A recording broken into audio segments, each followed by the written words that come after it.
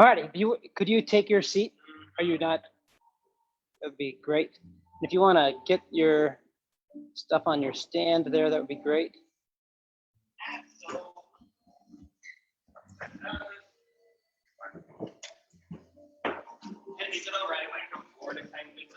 Yeah.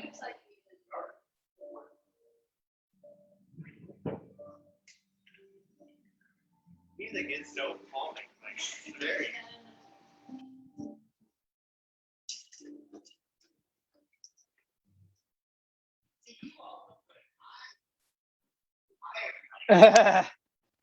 All right, friends, I'm stopping the music and we're gonna turn on the audio.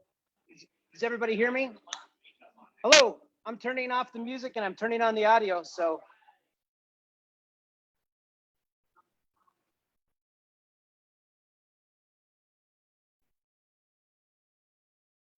Okay, we're on. So, hello everybody.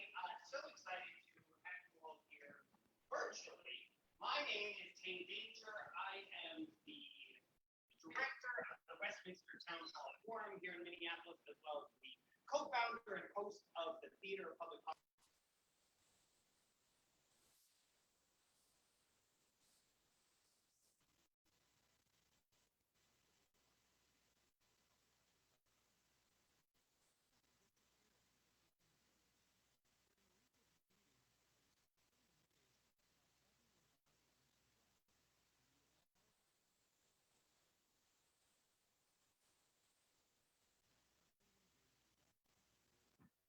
Checking 1, 2. Your microphone is turned on.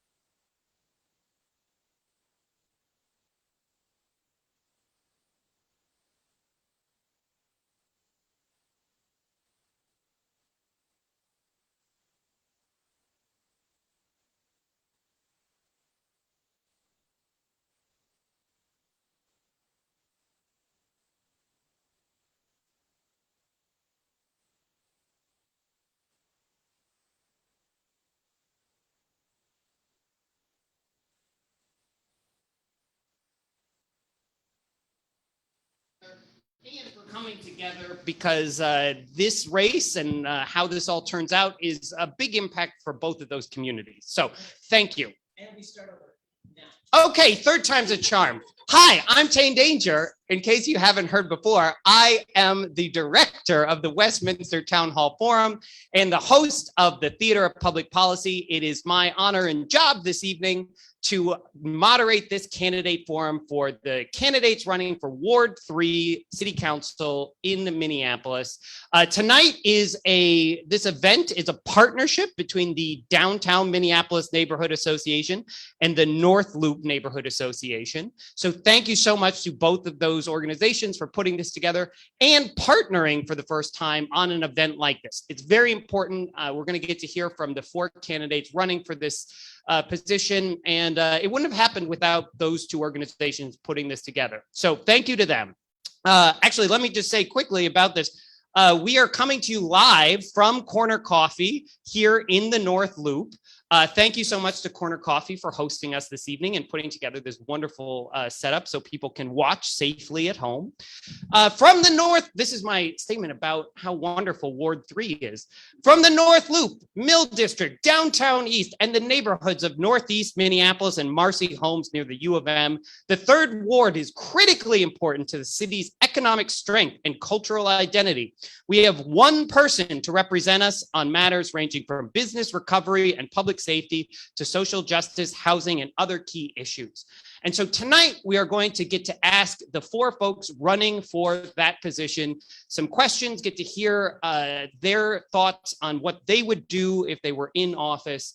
And we have collected both questions from folks in the neighborhood associations as well as folks who live in the ward. And hopefully we will get to a wide range of things. But to start, what I'm going to do is I'm going to ask each of the candidates to briefly introduce themselves.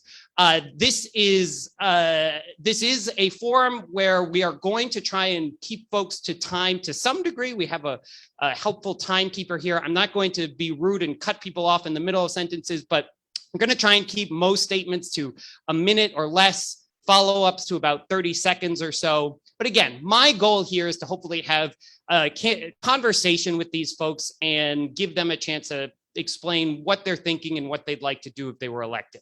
So to get started, this will be the one time that I'll actually ask us to go all just straight down the line. If you are able and willing to introduce yourself, and the opening question I'd love for you to start with is, why do you want to be a city council member for Ward 3? Specifically, what is it about being on the city council that you are interested and excited to be able to do? So do you want to jump in? Well, thank you very much, Tane. And my name is Michael Rainville. And what a great question. Why do I want to be a city council member in the 3rd Ward? So I feel very compelled to run for this office. And the reason being, for the last 35 years, I retired in December from the Minneapolis Convention and Visitors Association. And during that time, I was part of the team that helped build up downtown into this great hospitality industry, 36,000 jobs in Minneapolis and downtown. There was well over 200,000 jobs before the COVID crisis and the crime crisis. And in my neighborhoods for those same 35 years, I was active in the St. Anthony West neighborhood group. And we worked with other neighborhoods like Sheridan and Bottineau and St. Anthony's, developed the Ritz Theater, Pierre Bottineau Libraries. And I learned to do that by bringing people to the table, to listening to voices that did not agree with me, to moving forward and using that common sense. And I'm here to protect the jewels of the 3rd Ward. It's people, it's diversity, the housing stock, Guthrie, the hospitality industry, et cetera, et cetera. Thank you. Thank you so much. And we will move down along the line. Thanks very much. Well, I'm Steve Fletcher. I am the Ward 3 City Council member, and I ran for this job because I love this city and because cities are where we are leading today. When we think about where things are actually getting done, cities are really the laboratories of democracy and the places where we're actually making progress on social justice, on housing, on transportation, creating walkable, bikeable neighborhoods, on climate change, and on public safety. And so for me, this is an exciting opportunity to be involved on the ground where you can really see the tangible results of your work and to work directly with neighbors to solve problems together. It's something I love doing. It's something I've enjoyed doing for the last 4 years. It's been my honor to serve, and I hope to continue doing it. Thank you so much. And moving right along. Hello, my name is Merv Moorhead, and I'm running for basically 2 words, frustration and hope. I moved here 6 years ago with my wife, and we've thoroughly enjoyed the city. We've lived in Minnesota for over 20 years, but in the city for the last 6. And we're frustrated that city leaders aren't listening to the people in the city, particularly in Third Ward. So we've seen rising crime. We've seen other issues that are popping up that are really having a negative impact on the livability of the city. We see a city council that is dysfunctional and not being able to talk with the mayor, not being able to talk with chief of police, and really not being able to solve the big issues that I believe are in front of us. So that's the frustration part. But I have hope. I have hope that with new leadership, the city of Minneapolis can achieve the opportunity that it presents to us. It is an outstanding city. It's got a lot of growth ahead of it, but it needs the right leadership to make sure that we can get to that growth. All right, thank you so much. And absolutely not least, but last, can you fill us out here? Thank you so much. My name is Hope Hennessy. I'm running as an independent candidate for Ward 3. I just want to take a moment to thank you guys so much for putting this together. I truly feel like these forums are the best way to connect with our community members, to see, for us to have a chance to listen and learn what the issues are that you want to talk about tonight.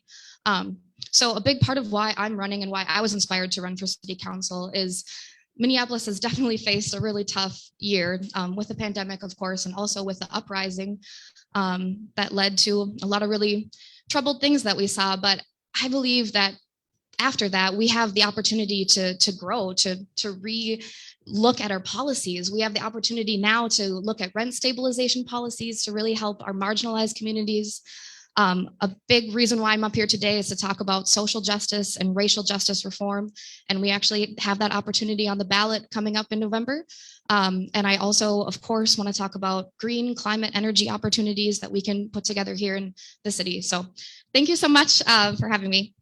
All right, fabulous. So thank you all so much. I am going to jump in with a first question, which is heavy but important. So following the conviction of Minneapolis police officer Derek Chauvin for the murder of George Floyd, the U.S. Department of Justice announced an investigation of the city of Minneapolis and MPD, specifically looking into whether the police department engages in a pattern and practice of using excessive force. So in announcing that investigation, acting U.S. Attorney Anders Folk for the District of Minnesota said, quote, "People throughout the city of Minneapolis want a public safety system that protects and serves all members of our community." So my first question, which is a 2-part question, and whoever wants to jump in first is welcome. So in your view, does Minneapolis currently have a public safety system that protects and serves all members of our community? And if not, what specific things would you do as a member of the city council to change that? And we'll give candidates at least 2 minutes each if they want to jump in. So who wants to go first? Council member? Thanks very much. So we do not currently have a system that protects everybody in our city. And we know that we don't have that. We've done extensive community engagement when we were planning the mental health program that we're rolling out. We actually asked people, do you call 911 when you see someone experiencing a mental health emergency? And a huge percentage, close to a majority, said, no, I don't, because I'm worried that police are going to escalate if 911 sends police. And so we know that in many communities across our city, we are not producing a sense of safety for them. And we owe it to everybody that when they call 911, they get a fast response, they get an effective response, and they get a response that makes them feel safe, that makes them feel like it's going to make things better that they called. So we are not currently doing that. We have a huge problem where there are some people who are made to feel safe by our system and some people who are not. And we've been working all term to begin to form alternatives, to begin to formulate a version of a public safety system that people can trust, that people can call 911 and feel confident.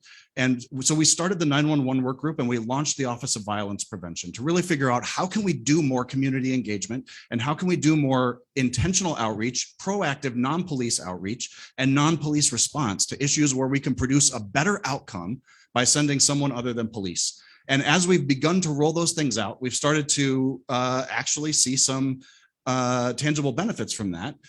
We've also seen that we're going to need to create some new structures in order to really get to the next level with this and to get to a level of deeper collaboration where everybody's really working together to focus on what's the public safety outcome.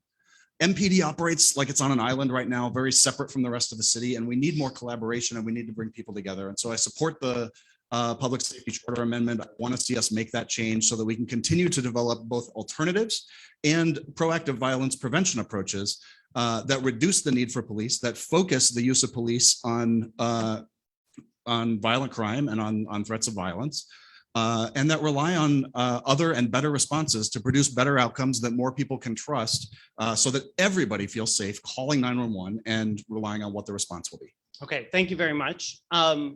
Anybody? So let me jump in. I view this very differently than the current occupant here. So I think the charter amendment, because this is really what the question is all about, is just all smoke and mirrors. So the city council got up and to abolish the police department on Powderhorn Park. That was about a year and a half ago, and they promised community involvement that there would be a plan created. That hasn't happened. So we don't know what we're voting for. It's all smoke and mirrors. And, you know, ask the 4 children who've been shot in North Minneapolis about public safety for all. The common sense reform here is to work with Chief Arredondo to continue the reforms he has instituted, and he has instituted many. We need to have more diverse hiring practices in our community. More communities of color and women need to be hired, better training. And when I'm on the door knock trail, when I'm campaigning, people are scared. People in small businesses tell me their employees are afraid to come into the North Loop. Their customers are afraid to come to the North Loop. We have to admit we have a crisis in crime here before we can do anything else. The current council has had 3.5 years to do it. They haven't done it. It's time for a change. And I hear that. I just want to, the first part of my question, which maybe it's easy enough to just ask everybody. Does Minneapolis currently have a public safety system that protects and serves all members of our community? Does anybody think that it does? Well, let me speak to that. So as you look at the public safety system as is, I would say it's not serving everyone equally. If you look at crime rates, particularly in different parts of the city, North Minneapolis is under siege, right? It's not the 3rd Ward, but North Minneapolis and some areas of South Minneapolis are also under siege. So we don't have enough officers to protect the people in North and South Minneapolis. There's also a relationship issue, right? There are a number of people that I would agree are not anxious or are anxious in calling MPD. We've got to fix that. We've got to make it so everyone feels like MPD is the group that we call for public safety when they are needed. So there's work that needs to be done to solve that issue. But we certainly have a public safety issue where the city of Minneapolis is not being equally treated. We've had 65 murders this year. It's almost 66. double. Excuse me. It's almost double where we were. It's actually more than double where we were last year, and even more than that from the year prior. So we've got an issue that we have to address via MPD and also co-responders. I agree that MPD is not fully equipped to handle some of these calls, which is why we need a strong co-responder program. I was on a call. I did a work with MPD 2 weeks ago. And the first call was a person who was having mental distress. He was in an apartment he shouldn't have been in. MPD went in. They did an excellent job of de-escalating the situation, got this person out, and handled the call very, very well. When you ask them, would it be better if you had a co-responder with you? They would say, absolutely. But this is not in lieu of Minneapolis Police Department. This should be in coordination with Minneapolis Police Department. And I think that's one of the areas where Steve and I really, really differ. I think Steve looks at it in lieu of, and I look at it as we should have a co-responder with MPD. Well, I want to come to Hope at this, but just since he specifically named, is that a fair distinction between the two of you, Councilmember Fletcher? It is, yeah. I've supported the co-responder model previously. And as we learned from it, we really saw that a huge percentage of the calls, we don't need to send armed officers. And that in fact, sometimes sending officers in uniforms can be escalatory. And so we can produce better outcomes by sending mental health professionals who are trained for those situations. And so, yeah, I support shifting away from a model where we have MPD responding to every call. Yes, quickly. So during that work with the first call that we went on, there was no idea if there was a weapon in that room or not. When we arrived, there was a straight edge there. And as the person backed into the room, there was a knife laying on the bed. So there is no way to determine when you ask that person, is there a weapon in the house? She had no idea. So when you think about that, these are some of the toughest calls the MPD can make. They could change in an instant, and you don't have all the information. That's why you need a co-responder system. So MPD there is actually to protect both the person who is being called upon and the social service person. They are not equipped to handle when there are weapons there. We need to make sure that everyone is safe in that environment. Thank you very. I'm actually going to give Hope Hennessy a chance because she has not gotten a chance to respond at all yet. So. It's okay. Hi, I'm on the end. Yeah. So yes, echoing what everyone has said, no, I don't believe that we have a proper system in place right now. Our police force right now is very reactive. They're not preventing crime from happening. We're simply relying on them to hopefully answer these calls when we know that violence rates are up. Also, our force has not been defunded in any way right now, and we have seen a severe drop in police response in certain neighborhoods, being able to assess these crimes as we have seen death and murder and violence. I know people are afraid to live in our city, and I've experienced that myself, and I do, sorry. And I agree that we need to create a better system, a more equitable system, and a lot of that comes from a public health response. I don't think that the proper policy is to find the funding to have a tandem like that, but I do think we need to keep the police response force for violent and dangerous calls while also building true training with social workers and mental health crisis response, as well as going back to the beginning and providing better educational opportunities, building our community to try to stop this violence from happening. Okay, I know both of you wanted to get back in, so if you can be brief, and then I also am going to give Merv another chance. Sure. So again, the city council has had a long time. They promised this in the last election wrong. They haven't delivered. And I find it ironic that the union representing the county social workers has said no one from the city has called them to ask for their opinion about this co-responder model. And the truth is, it's dangerous. I mean, hope you're right. These are dangerous situations, and there has been no plan, no idea on how to move this forward, only empty rhetoric. And then Merv. So Hope is correct that the MPD has not been defunded. But what we're seeing now is actually what it may look like if they are defunded. MPD was at a high of 880 officers. They're actually below 600 officers right now. So the money hasn't gone away, but the officers have gone away.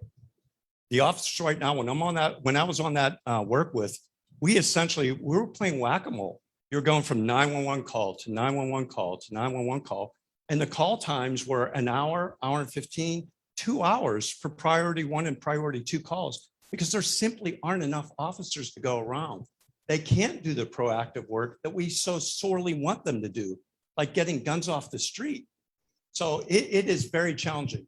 Tactically, yes, you're right. We haven't defunded them yet. I think that's what the new model is proposing, but we're getting a sense of what it may look like by the sheer number of officers that are on the street.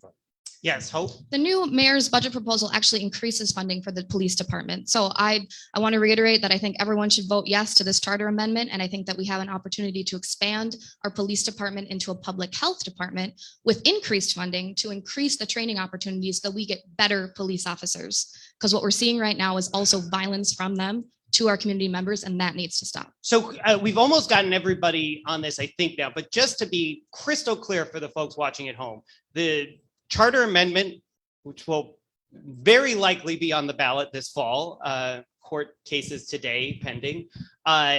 You have said you are a no on that charter amendment? No, because there's no plan. The city council has not told us what we would be voting on. Councilmember Fletcher, you said yes, you would support it. I don't know if I've heard from you yet. I am not supportive Not of this amendment. Okay, and Hope? Yes. Yes. I So. have an opportunity to see our differences. So there's four, and so one question that it comes up a lot with, if that does pass, which would be, potentially separate from this race. It is separate in some ways from this race. What would you do then in office in having the responsibility of having to come up with how this new system is going to work? And specifically, one question I would like to ask, and you've been wanting to jump in, council member, one of the pieces a lot of folks have latched onto is this clause, there would be armed officers if necessary. Do you believe that they would be necessary? I absolutely believe they would be necessary for several reasons. One, because we have guns in our community, because we have violent crime, and we need to be able to respond to it. Two, because there are multiple places in state law that require us to respond with licensed police officers to certain kinds of calls. And so even if we didn't think one was true, which we do, we would still need to have police officers. So if necessary is not actually a threat or a claim to abolish. And in fact, what I would say is, our opponents have put words in our mouths many times, but one of the things that I'll say is, it's striking how much we hear you don't have a plan, when in fact, we've been very methodically rolling out a plan that has done more change than the last many, many councils combined to actually create a set of alternative responses and a set of proactive violence prevention that is actually changing the way we approach public safety in our city. So I think that's a very important thing for people to keep in mind. And I do think that especially when we have seen how vulnerable we are to 200 officers deciding to leave the force all at once, when we put all of our eggs in the MPD basket for our public safety response, and we haven't diversified our response enough, that we do see ourselves really scrambling for answers. And so for me, building alternative responses and building that out as a part of a new Department of Public Safety is critical, is responsive to the multiple lawsuits we currently have against our department from both the state and federal level, as well as individuals who have experienced police brutality. And it's the responsible way to make sure we have a sustainable, enduring system that actually serves people. And yes, we've heard a lot about, there have been some specifics here about how they are thinking, our candidates are thinking about what they would do. I am curious, Michael Rainville, you asked about the city council hasn't had a plan. Yeah, give us your plan. Well, so I would work with Chief Arredondo. I mean, that's a common sense approach. He's instituted about 12 different reforms since the George Floyd murder, and it was terrible. George Floyd was murdered by the Minneapolis Police Department. That should never happen again, ever, ever. And to do that, we have to start hiring more intensively from our own community. We have to get our own children to help police us. We have to hire more women, members of the BIPOC community, better training, but most of all, get back to community policing. So I remember when the current council member here ran for office, and he came over to the East Hennepin area asking for votes and support. And we said, yeah, we do that, but we want our police. We want our beat cop, keep our community policing. That's been taken away from us. So when I say there's no plan, I don't ever recall any community meeting over in Northeast or Southeast Minneapolis where we were asked or told what a plan would be, asked what a plan might look like. We have been shut out of this. And to think that within 30 days of that amendment passing, there would be a plan put forward, there's something not right about this team. This is not transparency on the part of our city council members. I'm going to actually so that Hope doesn't have to go last again. I'm going to ask, if you were in office, and the amendment passed, how would you approach that building of that new department? Absolutely. So I think it starts with our excellent dispatch team right now. That's the first thing I would want to meet with those people that work in that department, because we already have that system in place. I don't want to divert calls to 311. I don't want to see a policy where you have to look up all these different numbers. It should go to 911. And then we should create a 3-tier system. Calls that are nonviolent, but they need assistance. They don't need to be answered by even, a professional social worker. They don't need to be answered by an MPD armed officer. Then you have mental health crises, perhaps domestic situations. Those might also need to bleed into the MPD, but also just really people that need help. Maybe people in the community are afraid of what's going on with them, but someone that's actually there to help and not escalate the situation would be most important in that middle category. And then, of course, yes, actually keeping armed officers, because this is America and people do love guns for whatever reason here. So we do need to have a response to those situations as well. And I don't think that we need to completely eradicate our system now. I think we should continue to work with our chief officer and work with our police officers who are out there and listen to what they need to do their jobs better. So I do believe a committee approach would be the most beneficial in that. And I know it sounds scary to have this crazy change happen, but it's also exciting. The world is watching Minneapolis, and we have an opportunity to build a better system. And I think we should be excited about that. All right, thank you. And finally, Moorhead. Sure. I'll go back to a quote that Steve put out there probably in June of last year, which was he saw the city council through his leadership looking to defund and dismantle MPD. Let's be very, very clear about what would happen if this were to pass and Steve is still in office. Okay, very, very clear. As I look at it, we haven't, the city council may have been taking steps. There's action and there's results. As Steve has been in office, every year, violent crime has gone up in Minneapolis, every year. And so I'm not seeing the results that I think people in Minneapolis deserve, because we are just seeing crime go up. Now, what would I do? I would look at one, we have to do a staffing study. We have no idea how many officers MPD really needs because we haven't done the work. We have to do a staffing study. Second thing is, I agree with Michael, we need community policing. We also need a stronger co-responder system. MPD will tell you, we are not experts in these areas, but these are dangerous calls. Domestic calls are some of the most dangerous calls you can have. They are. The statistics show you they are. We need a very strong co-responder program on top of what we do with MPD. So those are the areas that I would focus on to start with. So Tina, just again, the co-responder model works, but you have to do it in cooperation with the county. And that hasn't happened.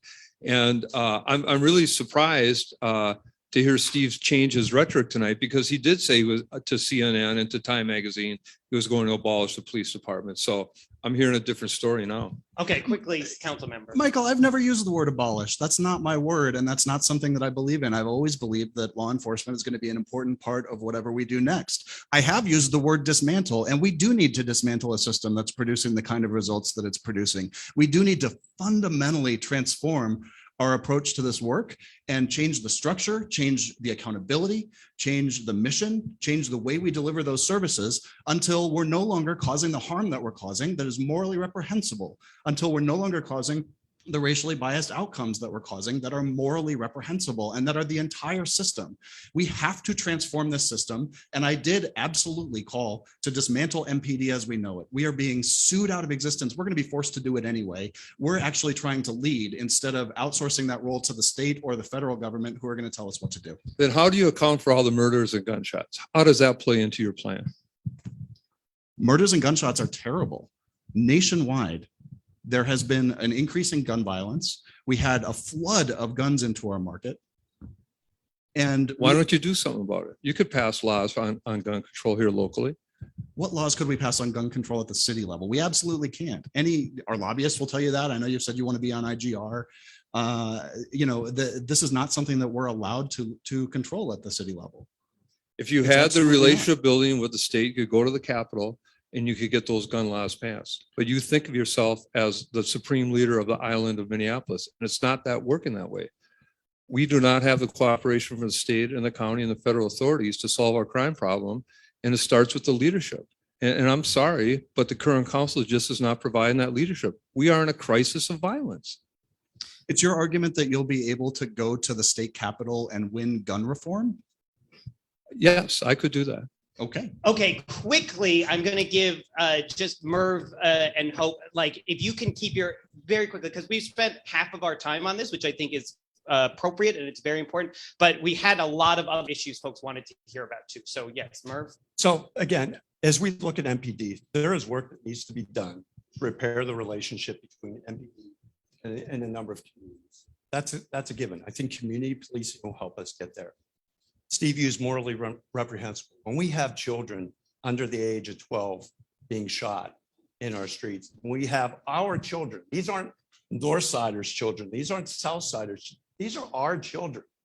City of Minneapolis, we should all look at them as our children. And when they're dying in the streets and we're not doing something to effectively address that, there is a problem. And there's blood in the street. We have to find short-term, how do we stop the violence? By bringing in outside forces to do whatever we can to flood these areas and make sure we're trying to get guns off the street. We can't have this anymore. Children are dying. That's morally reprehensible. Okay, and Hope. I just want to add that if we truly want to reduce violence in our community, it's not with the police department. That is a reactive system. We need to build our community programs. We need to increase education. We need to increase opportunities for our youth so that that violence doesn't take place in the first place. That's something I would like to build upon in our community. Also, just want to add that we've seen a pandemic with record-breaking sales for weapons and guns. We've seen the highest weather that our city has ever seen, which also increases crime rates, as well as an uprising. So when we talk about the last 4 years of crime, there are a lot of factors coming into this, not just our relationship with MPD. And also there's just nothing we can do at the local level to stop gun laws. And we also are in a metro area. So again, we have to think of our state as a whole and our metropolitan area in that regard too. So That is a fabulous actually transition in noting the record heat that we have had for me to pivot to another question, because I put this out on Twitter, and actually in addition to public safety, the thing that I got the most questions about was about climate change and how the city can respond to climate change. So this is actually from Peter, who asked, said the city of Minneapolis declared a climate emergency in 2019. Urban planning and land use are major tools the city council has to fight climate change. So he wants to know, how would you look at our existing and future building stock and roadways to ensure we work to address the climate emergency? So this is one I think specifically he and I are interested in. As a city council, what is it that you can actually do to address the climate crisis that we are in? Sure. Thank you. So I think leadership from the city is vital in this, and we can be a leader.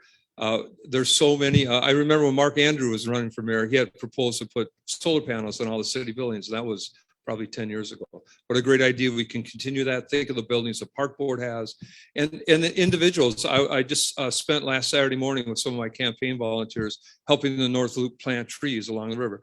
That's a great idea. We've done that over in St. Anthony West, plant more trees, rain gardens, bike lanes. I was very active getting bike lanes put in with the Bike Walk Task Force years ago. So the city can be a leader, and they are right now. I'll give credit. The city's taking those steps. We can always do more, because the change of climate is affecting all of us. Great. Sure. Council member. So the two most important things that cities can do, well, let's say three.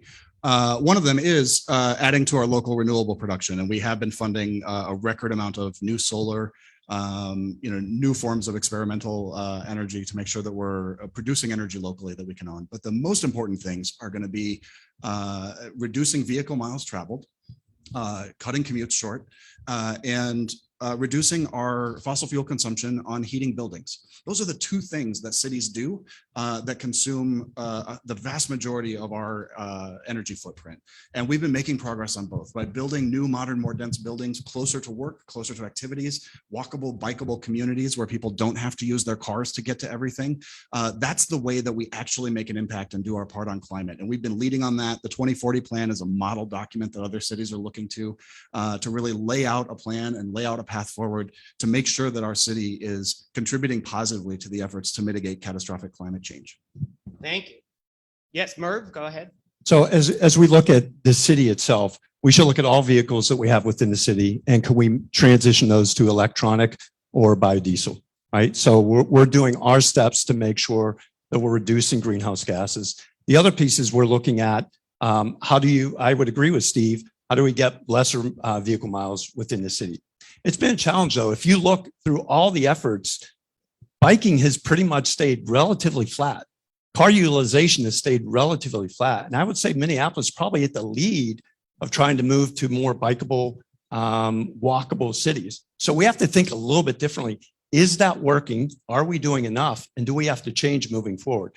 The 2040 plan is, I would call it visionary, right? It's what we want to be. But in 30 years at General Mills, if we had a 20-year plan, you're looking at that every 5 years and you're wondering, okay, what is working? What isn't working? And then how do we adjust and course correct? I think we're at the time right now where we have to think about, okay, if biking is not increasing, if car miles are staying relatively the same, we're not doing something right. So what else do we need to do to try and change those numbers? Follow-up question, what else should we do to change some of those numbers? Well, we should look at public transportation because that's an important aspect of what we provide in the city of Minneapolis. And are people using it enough? If you look at the studies, public transportation has been going down. Part of that is public safety. We did a survey when I was part of the DMNA Public Safety Task Force, and people are using less public transportation because they don't feel safe on it. We have to make sure people feel safe.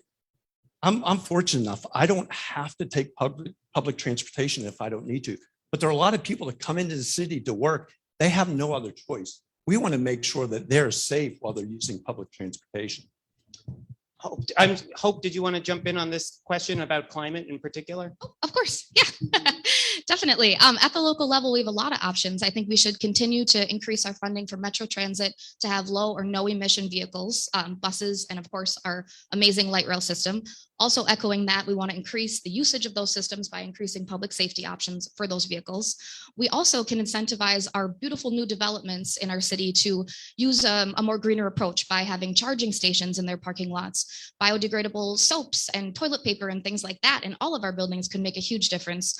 Also, specifically for Ward 3, I'd like to work closely with the Minnesota Pollution Agency because I think we have a lot to examine of what's going on with some of our bigger corporations polluting our beautiful Mississippi River and our community in general. And I think that's something that definitely should be addressed by the council in the next year. So go ahead. So Tane, just to add to that, I agree with Hope 100%. The city should be taking a leadership role in having more electronic charging stations. I've had an electric car for 10 years and that there will always be cars and trucks.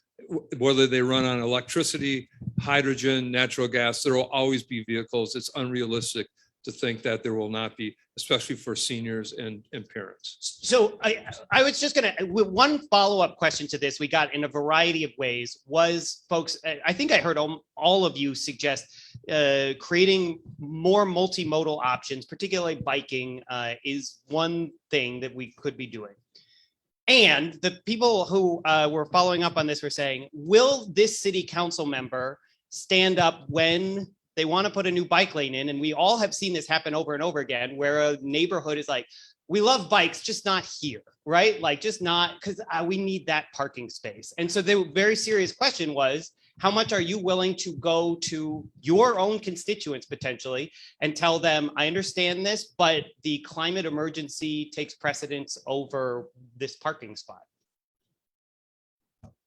You know, in these conversations, it is not just that the climate emergency takes precedence over a parking spot. It is that you're weighing the feedback from multiple constituents who don't agree with each other. And so one of the things that we all really need to reckon with is how do we make decisions, whoever's in this seat. Ward 3 is an extremely diverse ward, economically diverse, ideologically diverse. There's all kinds of different opinions about just about anything that we do. And you've got to make a decision about who are you listening to, and you have to weigh all of these things and have the courage to move forward, even when you're hearing pushback. It can't be about who yells the loudest at a neighborhood meeting. That can't be how we make decisions. And so we have to make plans and then have the political courage to actually follow through on them. And to Michael's point about adding electronic chargers, I was happy to author, as part of our change to parking minimums, requirements that will add more electronic chargers, electric vehicle chargers in more buildings. And that's one of the things that we have to stick to, because they're going to come to us and say, it's impractical, we need a variance. And we have to be courageous enough to say, we have a plan, we have a requirement, and we're going to follow through on it. We have a bicycle master plan. We need to follow through on it, and we need to be serious about it. We've already voted on these things. We shouldn't make people show up and advocate for them again and again and again over everybody that gets gone, over every house. Yes, Merv. We obviously need to make progress against green emissions. But it's not a one size fits all. You can't just say we're going to do this everywhere, because there's an inordinate impact to some people. So seniors are impacted inordinately. People with disabilities are impacted inordinately. Families are impacted inordinately. And then if you have businesses largely owned in BIPOC communities, how are they going to be impacted? So we have to look at each individual issue as not as a one-off, but we have to make decisions and look at, it can't be a one-size-fits-all approach. So I think we do have to listen to both sides of the equation and make an informed decision. They may not be popular. Well, one side is not going to be happy, right? That's the situation with every type of decision. I've been with generals for 30 years. I made tough decisions or sometimes things that go against my team because they were the right thing to do for the organization. It's the same thing in city council. You may have to make tough decisions for the betterment of the city as a whole, but we can't have a one-size-fits-all approach. We have to listen to all sides and make individual decisions on these situations. Thank you. Yeah. Well, I think it's important to take a solutions-based approach. What I hear from that question is, people are having a tough time parking. Parking is nuts in so many places of Minneapolis. And I think that ways that we can listen to those members of our community when they say, I don't want to lose parking spots for bike lanes. Bike lanes, of course, are so important and we have to expand on that. But we can make sure that as we allow new developments to come in, that we require them to do underground parking garages. Perhaps we can increase a metro transit line in that area, allowing people to take a bus even from their parking spot. Might not be the most convenient, but we all have to be approachable and ready for these kinds of changes because the climate is so important. We can't afford not to do anything. So, Sorry, and Michael, did you want to jump in, or otherwise I was about to pivot to housing. Let's talk about housing, Okay. Tane. So My favorite subject. this was another question I got. So this person, this is Brian, and he noted the 2020 census revealed that the Nicollet Island / East Bank neighborhood is one of the least racially diverse neighborhoods in Minneapolis. Council member, I did hear you note there are a lot of parts of Ward 3 that are very diverse, but this person is curious about, do you believe in the racial integration when it comes to housing? And if so, what is it that you can do to help our ward achieve it? So in terms of housing, what is it that the city council has levers and powers to do that can, if you believe in trying to increase more diversity in and integration in our housing, that you could actually do to make that happen? You were so excited. Do you want to go first? Thanks for putting me on my spot, big guy. Yeah. So, housing is a human right. And it is true, it's not very diverse housing in that area of town, but that goes back to all the housing that being built there was market rate housing. So, going forward as a city, they've made great strides. I'll give credit where credit is due. The spotlight is on affordable housing, deeply affordable housing, home ownership opportunities, creating intergenerational wealth. There's so many things we can do. In our neighborhood, we are working with the Housing Land Trust, the City of Lakes Housing Land Trust. So we have to have this wide range of moving forward. We can't undo what has been done. That's just the way it is.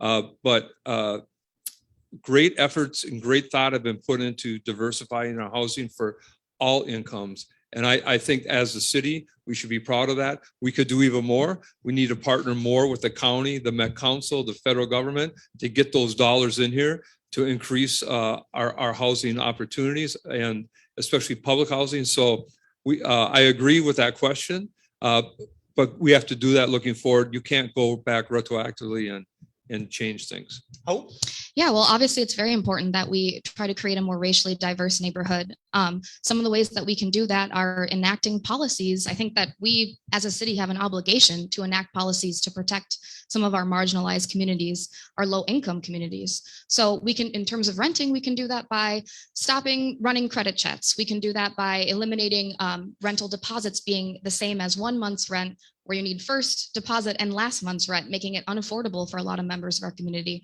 We can also eliminate letters of intent to purchase, which can also be used as discrimination tactics. So I think that it is important that we step up, and as we talk about the conversation of rent stabilization on the ballot here too, that we need to move forward with that. yes, council member. So we passed inclusionary zoning. And it was one of those ordinances that they actually started last term. And sometimes these things take a long time. And in the meantime, all those buildings got built. And so they don't have the diversity that buildings like that will have going forward, because we are requiring some percentage of them now to be affordable. We also had a really big preservation win. So Brian's right. That NIBNA has become less diverse as we've added more market rate housing. But at 300 homes just across Central, we got that period of affordability was going to end. And we actually got that sold to a preservation buyer who's going to preserve another 40 years of affordability as part of some subsidy that we gave them for renovations. And so we have an opportunity now in that neighborhood. It feels like part of that neighborhood, even though yes, it's technically across the street in Marcy Homes, to maintain some diversity. Those are that means there's diversity of people who are going to Lund's or who are going to the other shops in the area, who are going to see each other at the park, and that's very important. The other thing we have to do is we have to support affordable housing opportunities when they come up. When we have an opportunity to build affordable, we have to make sure that we support them, even when there's people who object to the height or some of the other characteristics of the building. It's very important that we lock in affordability anywhere we can to preserve economic diversity in our neighborhoods. Merv? Sure. As we think about diversity, we have to have different levels of diversity in the housing that's available. So we have to have low-income housing, we have to have medium-income housing, and obviously there's renter issues and home issues. When we look at the city of Minneapolis, we have the largest gap between white homeowners and black homeowners in the country. This is not like well, we're in the top 10. We're the leader in that. It's not a great thing to be leading. So we've got to find different ways to provide capital for people to get into their starter homes.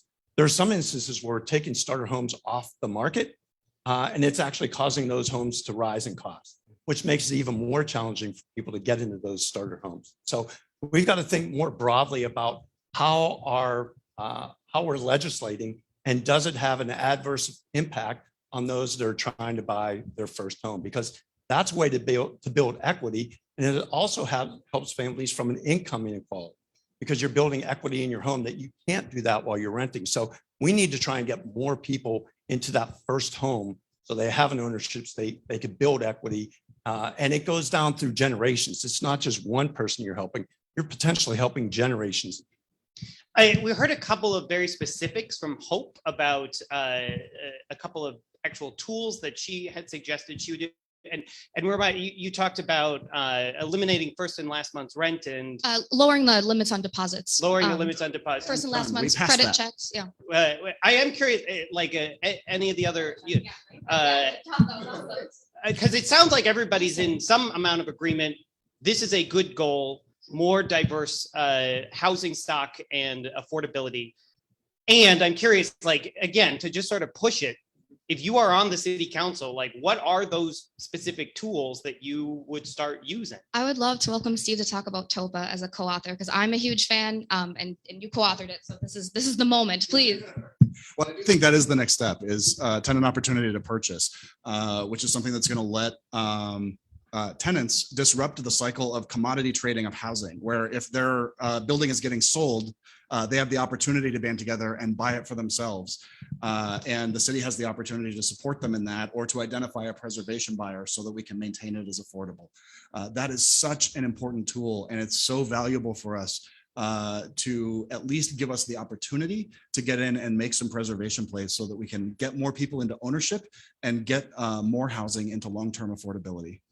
TOPA, does everybody here feel the same about TOPA? Thumbs up. Love it. I think it's. Go ahead. Merv, do you want to jump in? No, I think it's a smart play in order to get more people invested in the city of Minneapolis. The one watch out that I would put there is how long of a period of time you have between start of the sale to when you could actually complete a sale. So if you have an owner who's looking to get out of that building, and you say, well, you have 180 days or it's a year, that's a long time for that owner to have to wait. So we have to look at the specifics behind TOPA and how much time goes between the start and when they could actually have it be sold to the current tenants. So just a piece to look at. Yes. Michael? Well, so I agree 100%. That's one of the tools that should be brought forth along with housing and land trusts And the opportunity for grants for first generation home buyers. Merv had brought about passing on wealth, and there's no better way to pass on intergenerational wealth than through home ownership. And the city should be doing everything it can to help people who want, not everybody wants to own a home, but those who want to own a home should be given that opportunity. So I have two last things I'm hoping we can get to in the time we have left. So one is, obviously, we have had a very rough 18 months or more, and particularly it's been rough for everyone, and businesses throughout the ward and throughout the country have really suffered. I will say, I think that a lot of businesses are looking at this winter and are just as worried potentially as they were last winter.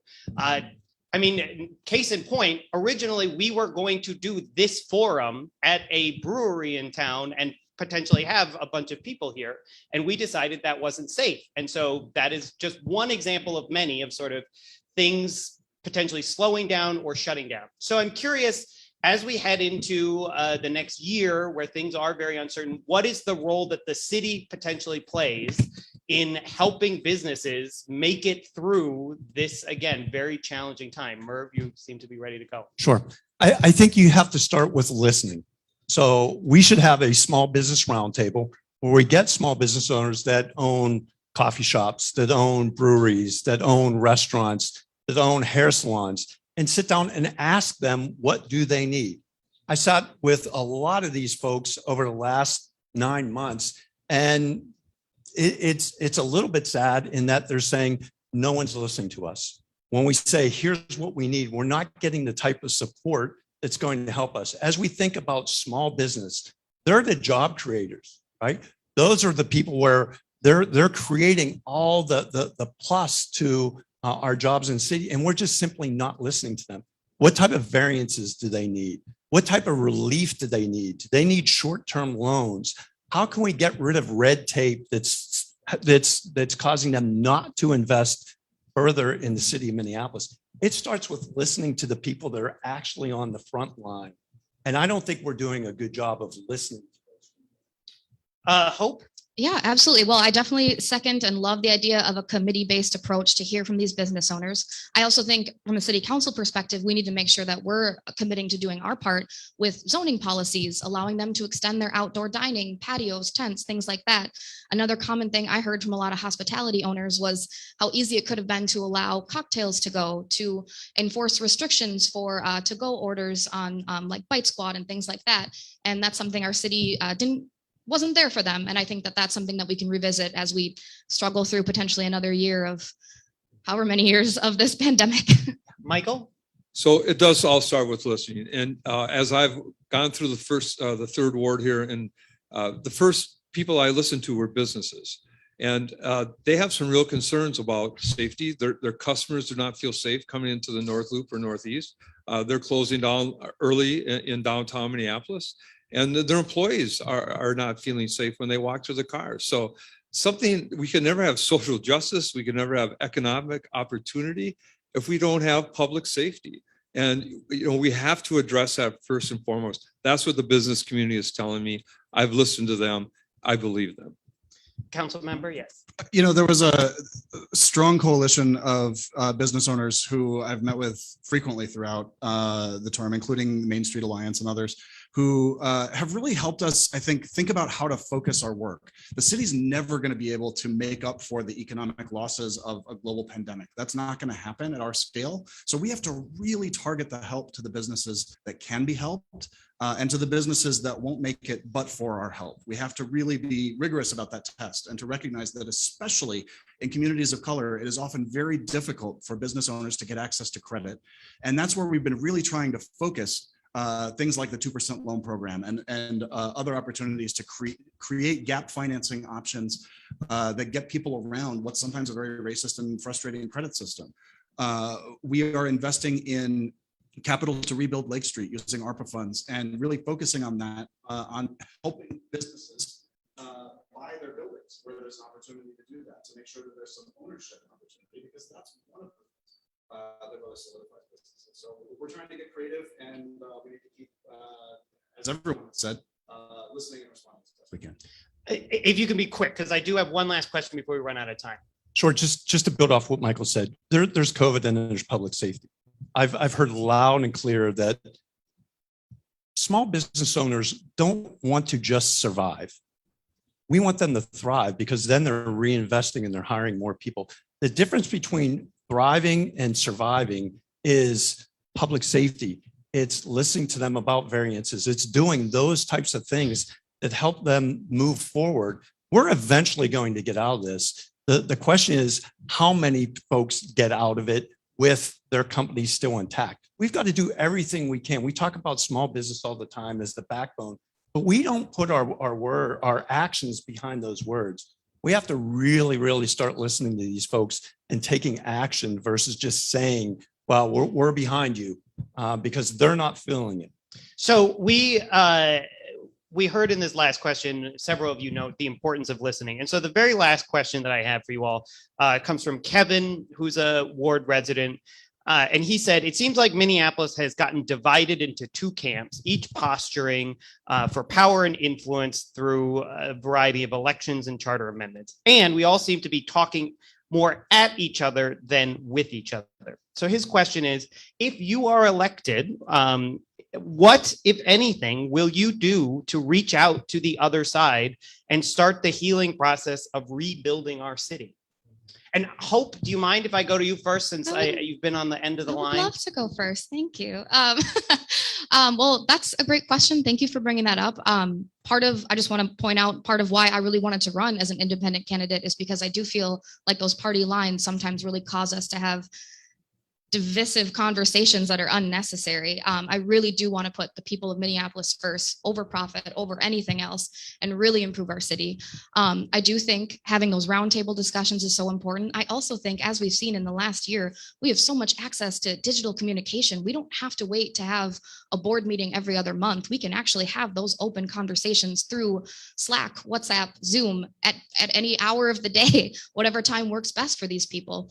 I think it's important as a city council member to also establish open office hours, and maybe that's going to be virtually, but even at a beautiful coffee shop like this or anywhere in the community where you say, this is where I'm going to be for this amount of time, and I'm open to listening to the community members. And I'm sure sometimes that gets tough, but I'm ready to listen and put the work in. So thank you.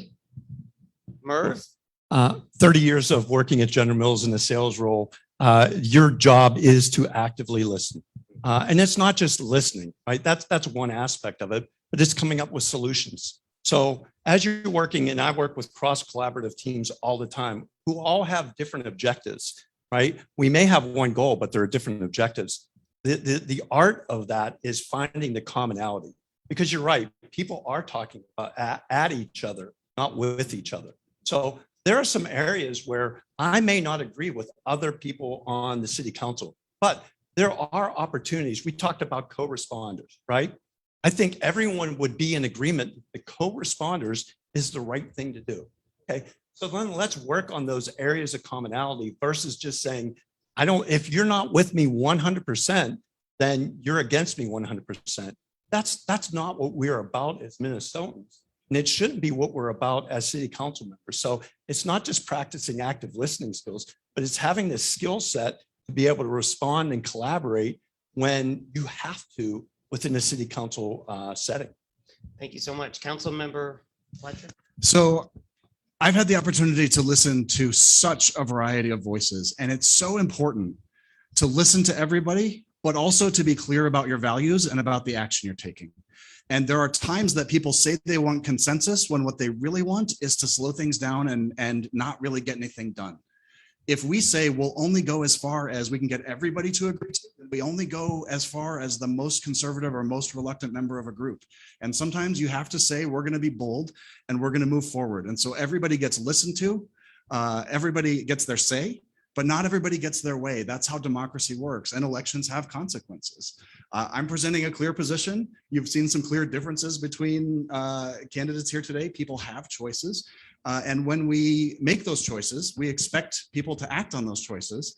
And I think one of the things that builds trust in government is people keeping their promises and following through. So if we run our campaigns and we take our positions and then we say, I'm going to listen and I don't know what's going to happen, and I'm going to just try to get to whatever consensus we can form. Once we get there and what I said during the campaign doesn't mean anything. That doesn't build trust either. So there's a balance between listening and learning and being willing to move. And there are certainly things I've moved on. Everything I've passed has passed with at least 11 votes and usually 13 votes. And so we build consensus, and we do have these great debates and win each other over. And it's important that we listen to each other. And it's also important that we stick to our principles and be clear about our values. And finally, Michael Rainville. So thanks, Shane. So you should go look at your voting record, because not everything you passed was 11 votes. So think about that. All my life as a commission salesman with Meet Minneapolis and my activity in the neighborhoods, I worked to listen to people. You don't succeed selling the city by not listening to the differences that people bring in their objections. Same way with building libraries, parks. Try to develop a park when the park board won't even get the land tested. But I overcame that by listening to their objections, getting the EPA in. I have those skills. I'll bring those skills to the office. And the question is absolutely right. Too many people are posturing their own personal views. Yesterday, I met with Sharon Sales Belton, the former mayor, and she encouraged me and is supporting me for my run, because she knows that I have the ability to listen and to bring calmness and healing into this city council. Well, thank you so much. Thank you to all of these candidates. I do want to say quickly that it is not a given that all of the candidates running for a particular office will come and agree to answer questions that they didn't see ahead of time and speak directly to voters this way. So I do want to say a big thank you to all 4 of our candidates for being here this afternoon. Thank you so much to our neighborhood associations for co-hosting this together, the Downtown Minneapolis Neighborhood Association and the North Loop Neighborhood Association. Thank you so much to Corner Coffee here for hosting. Thank you all so much for taking time on a Monday evening to tune in to a city council candidate forum. It really does matter. I'm a big believer in that your local elected officials are folks that you really should know and care about who they are. So thank you for taking that time. One last time, wherever you are, please, I hope that you at home are making a round of applause. Michael Rainville, Steve Fletcher, Merv Moorhead, and Hope Hennessy. Thank you all so much. Have a wonderful, safe rest of your evening. And I hope that we get to, and early voting starts Friday. So early voting starts Friday. You can get your ballot in then and anytime between then and November 2nd. So go out and vote. And I want to thank you so much that I'm going to give you a Rainville check for a cheeseburger at the Northeast Yacht Club. That sounds like bribery. It is. It is. All right. Thank you so much. Okay. This has been great. I don't know who's in charge of the Zoom anymore. He seems to have left, but thank you so much. Have a great rest of your evening, everybody. All right. All right.